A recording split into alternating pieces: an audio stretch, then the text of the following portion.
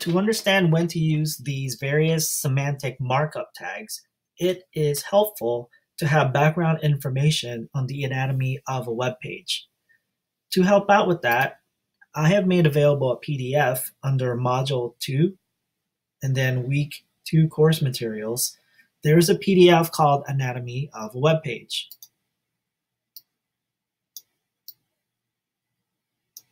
Before we get to the various parts of a web page, however, let's talk about the two different types of web pages.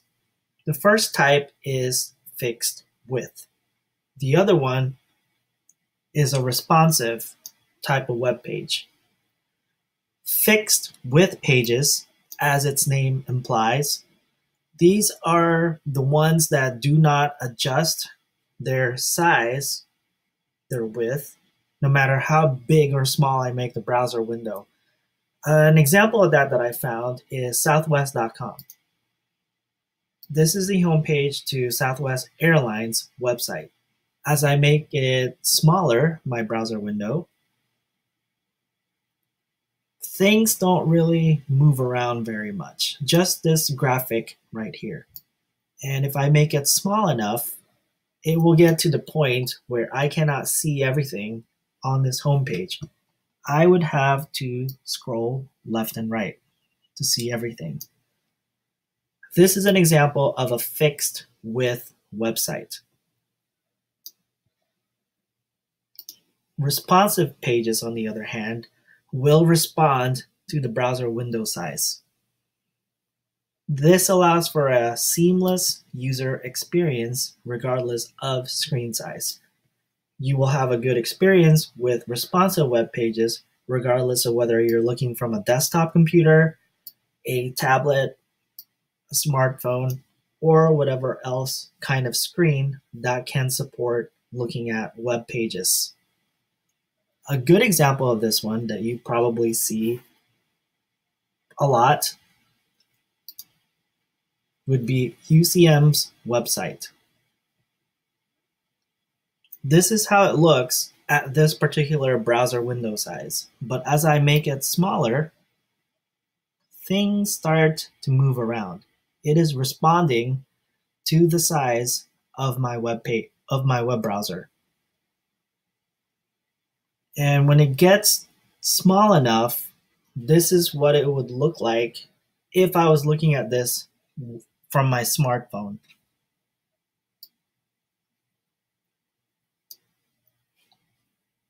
As you probably noticed over the last couple of years, a lot of websites are following this responsive type of design. It's getting fairly hard to find web pages like Southwest.com where it is fixed width. However, in this class, since we are all about the basics of HTML and CSS, we're not going to get into web pages that do this. I might do a couple of lessons that show you things that relate or code that relates to responsiveness, but we will stick with the basics. We'll stick with web pages that stay fixed width.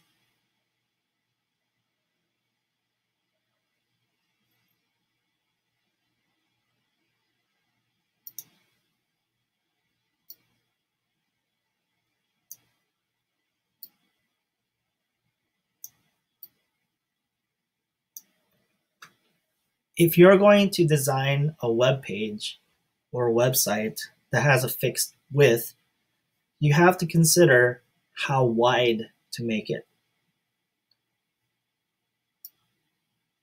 Right now, based on what resolution most people's monitors are, it is recommended that you stay less than 1000 pixels.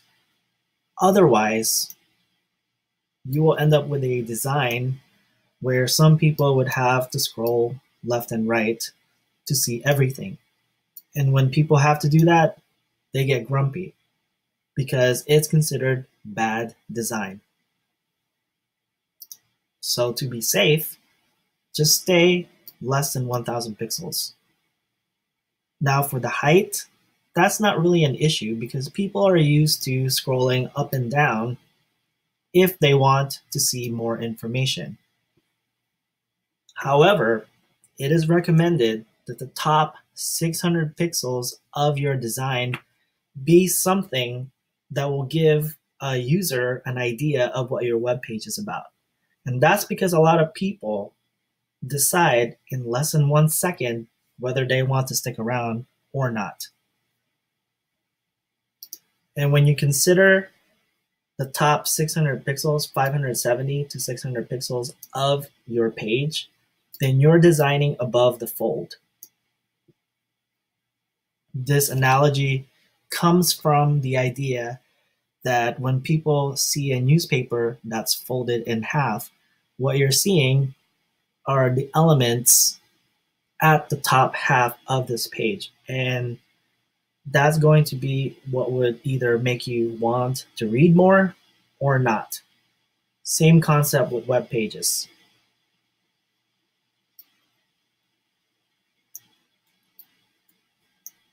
All right, so let's move on to the different parts of a web page now. We'll start with the header section.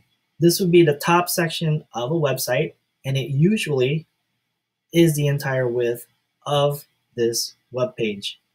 It will contain a logo, which will usually act as a link to go back to the home page. It will have navigation to major sections of the website. And depending on the type of web page, you might find other information. For example, they might already contain contact information, social media icon links, or other links to pages.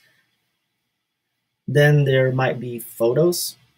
And finally, it will be consistent throughout your website.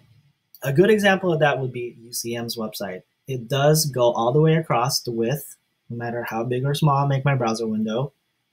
It has a logo that will always take me back to the home page. If I'm in the About page, if I click on that logo, it takes me back to the home page. If I'm in the Academics page, if I want to go back to the home page, I just click on the logo, and there I am back on the home page again. It has links to useful items that people that visit UCM's website might find useful. There's the link icon to Blackboard, email, the library, and then My Central. Here are the navigation elements to major parts of the web page. There's also a slideshow of some sort showcasing photos. And it's consistent no matter what page I'm on. If I'm on the About page, you'll find that it has a consistent design to the header portion, academics, costs, and so on.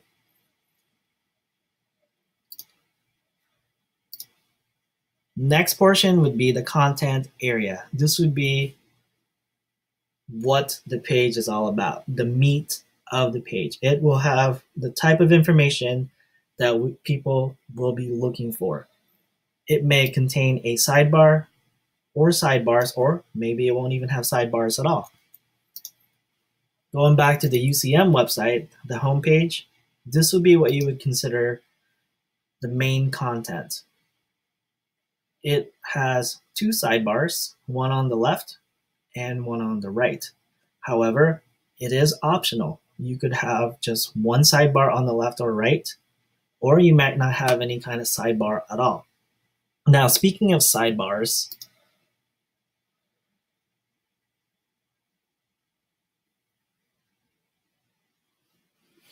this is what's used to spotlight content. Going back to the UCM homepage example, that's exactly what you're seeing here. It's highlighting things that people might find useful.